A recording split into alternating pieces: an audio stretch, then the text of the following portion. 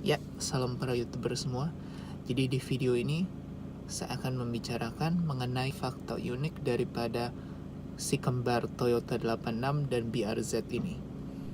Nah, untuk fakta pertama yang banyak kita lupa ya, meskipun Toyota GT86 ini mempunyai badge Toyota seperti yang bisa Anda lihat, mobil ini adalah mobil kerjasama antara Subaru dan Toyota. Jadi, mobil ini tidak dirakit di pabrik Toyota, melainkan di pabrik Subaru, yaitu di Gunma.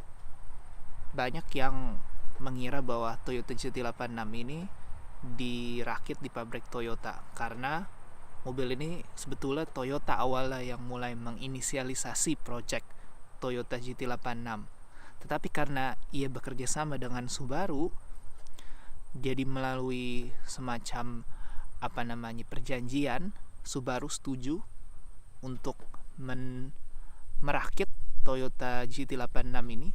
Malahan sebenarnya bukan hanya merakit, tetapi bekerja sama juga dengan Toyota dari awal mengembangkan mobil. Kalau kita lihat dari stempel dari pabrikan, stiker dari pabrikan, misalnya registrasi untuk biasanya pemerintah ya, di stempel sama pabrik, buktinya apa ini? Pabrik mana yang sebetulnya merakit GT86 ini?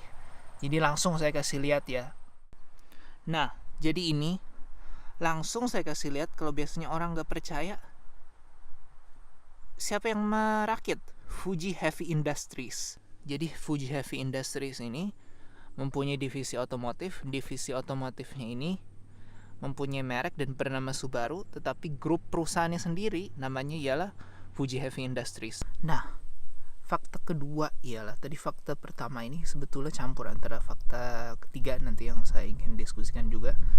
Tapi fakta kedua ialah chassis mobil ini, mobil 86 ini, pada awalnya dikembangkan oleh Subaru dari Subaru Impreza. Jadi Subaru Impreza model year bukan yang terbaru ini, model year yang sekarang yang di platform baru, tapi generasi sebelumnya, sebelum ini. Jadi dari Subaru Impreza bisa kita lihat ya di foto-foto ini, yang foto bocoran daripada daripada pengembangannya sempat dibocorin. Jadi kita lihat fase pengembangannya dari Subaru Impreza ini, lalu kemudian berubah sedikit ya, berubah dengan banyaknya modifikasi jadi seperti ini, seperti sekarang, seperti rear wheel drive coupe. Padahal awalnya dikembangkan chassisnya dari Subaru Impreza begitu. Subaru Impreza bagaimanapun juga kan all wheel drive, jadi harus dirubah daripada yang tadi sistem drive line dari all wheel drive menjadi hanya rear wheel drive only begitu. Ya, untuk fakta ketiga yang sebetulnya saya sudah sebutkan di awal mula video, teknologi mesin GT86 dan BRZ ini gabungan daripada Subaru dan Toyota. Kontribusi Toyota ialah headnya untuk mesin FA20D ini, teknologi D4S, yaitu teknologi direct dan port injection untuk meningkatkan performa dan efisiensi mesin, yang memungkinkan mesin mobil untuk mempunyai limit RPM yang lumayan tinggi ya, itu 7.500. 7.500 ini menurut saya sudah lumayan tinggi, karena kalau mesin Subaru biasa, apakah itu yang ada di mobil non turbo Subaru seperti Impreza, XV begitu, ataupun Forester ada versi XT-nya, versi turbo, dulu sempat ada tentunya. Legacy juga ada versi turbonya.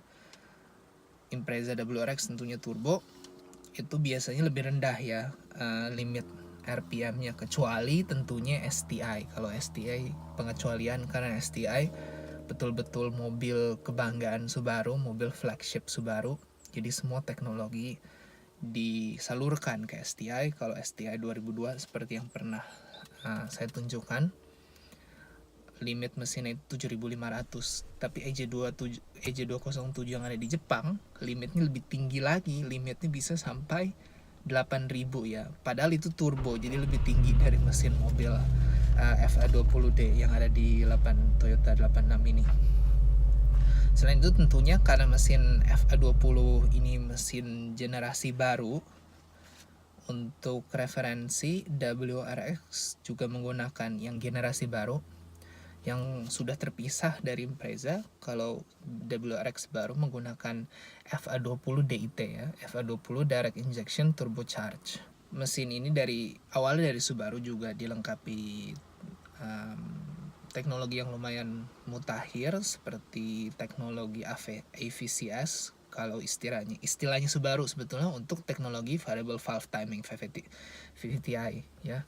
Jadi sudah lumayan modern begitu mesin ini. Mesin yang ada di Toyota 86 ini bukan lagi menggunakan mesin Subaru yang lama, mesin AJ. Selain itu mesin FA20 ini keunggulannya ialah menggunakan timing chain. Bayangkan juga kalau mesin AJ masih menggunakan timing belt, setiap 100.000 km harus diganti timing beltnya, dan itu susah, memakan biaya yang mahal, harus ganti timing beltnya. Sementara dengan menggunakan sistem timing chain seperti mesin FA ini, diharapkan mesin lebih awet karena tidak harus mengganti timing belt. Jadi begitu, sudah lumayan sebenarnya dasarnya dari Subaru sendiri. Mesin FA dan FB ini nanti bocorannya kalau Subaru mau melanjutkan generasi kedua daripada BRZ dan GT86, bocorannya nanti akan memakai mesin FB24 dari Subaru. Jadi mesin FB24 itu cc-nya lebih tinggi, 2400 cc, sementara ini 2000 cc, dan mudah-mudahan itu akan membantu menyelesaikan komplain-komplain kalau BRZ ini selalu dibilang tidak cepat, kurang torque, kurang torsi ya begitu. Mungkin dengan menggunakan FB yang dipakai di Subaru Ascent itu akan meningkatkan performa untuk generasi kedua ini, kalau generasi kedua dilanjutkan. Ketika insinyur utama yang bertanggung jawab atas proyek 86 ini, Tatsuya Tada, menghubungi Subaru, memberikan proposal kepada Subaru kalau hey, kita mau bekerja sama, kita mau menawarkan kerjasama mengembangkan mobil rear wheel drive, mobil coupe dengan menggunakan mesin yang naturally aspirated, jadi sama sekali tidak memakai turbocharger. Insinyurnya langsung sentak kaget begitu, karena model mobil seperti ini itu di luar daripada semua mobil Subaru begitu. Maksudnya di luar di luar dari pola mobil Subaru. Mobil Subaru itu kalau seperti yang kita ketahui biasanya selalu all wheel drive, kebanyakan, hampir semuanya, kecuali dengan beberapa model di Jepang bisa dipesan front wheel drive only, tapi di mancanegara semuanya all wheel drive. Bahkan dari tingkat yang paling dasar pun Subaru Impreza, Subaru XV, semuanya, tentunya juga WRX, semuanya all wheel drive. Dan untuk mobil performa Subaru bukan hanya all wheel drive saja, tetapi yang kita sudah ketahui dengan tentunya Subaru Impreza WRX selalu memakai turbocharger. Jadi polanya selalu all wheel drive turbocharged engine begitu ya. Jadi all wheel drive, mesin dengan turbocharger, mesinnya juga mesin boxer tentunya. Jadi begitu insinyur Toyota ini datang, mereka semua kaget jadi dari Subaru, malahan komplain begitu, ini kita kenapa nggak pakai turbocharger saja, karena mesin boxer Subaru itu tidak didesain ya, bukan seperti mesin Honda, mesin K Honda atau mesin B Honda yang mempunyai VTEC. Dia memang dari awal didesain untuk sebagai mesin naturally aspirated, hanya memakai udara dari luar saja, tidak memakai turbocharger atau supercharger seperti Honda, sama sekali tidak ya, begitu. Jadi ini menjadi masalah karena mesin Subaru itu tidak didesain untuk mempunyai limit RPM, redline RPM yang tinggi begitu ya. Tidak seperti mesin Honda, seperti misalnya yang di S2000 bisa sampai AP1, bisa sampai 9000 RPM. Mesin Subaru biasanya turbocharger yang ada di WRX itu kebanyakan hanya sampai 6000 saja, 6500, kecuali ya tentunya model STI yang memakai EJ207 dan itu khusus bisa sampai 7500, tapi itu pengecualian ya. Tapi mesin boxer Subaru pada umumnya tidak, karakteristiknya itu tidak seperti mesin Honda. Sementara insinyur dari Toyota ini, Tetsuya Tada, maunya pingin mesin boxer itu jadi naturally aspirated, high revving begitu. Jadi dia senang kalau RPM-nya itu berada di RPM tinggi gitu. Nah, ini susah bagi insinyur Subaru. Bagaimana mesin boxer kita ini, kita harus adaptasi karena tentunya kita tidak bisa mendesain mesin baru ya dari awal. Tidak bisa kita mendesain mesin baru hanya untuk Project BRZ 86 ini saja. Jadi kita harus memakai mesin yang kita punya, yaitu mesin FA20 yang waktu itu generasinya mesin generasi baru ya, generasi FA20, karena sebelumnya Subaru menggunakan mesin EJ. Sekarang begitu masuk 2013 ke atas memakai mesin FA.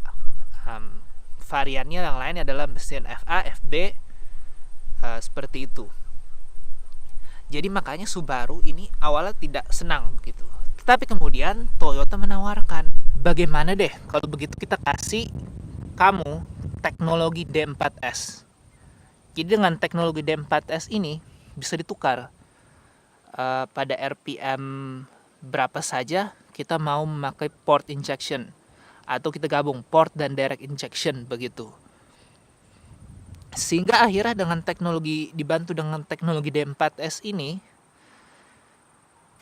insinyur dari Subaru berhasil merancang mesin FA20D ini khusus untuk Project 86 dan BRZ, bisa mempunyai limit RPM sampai 7500 untuk mesin normally aspirated ya, tidak memakai turbocharger sama sekali.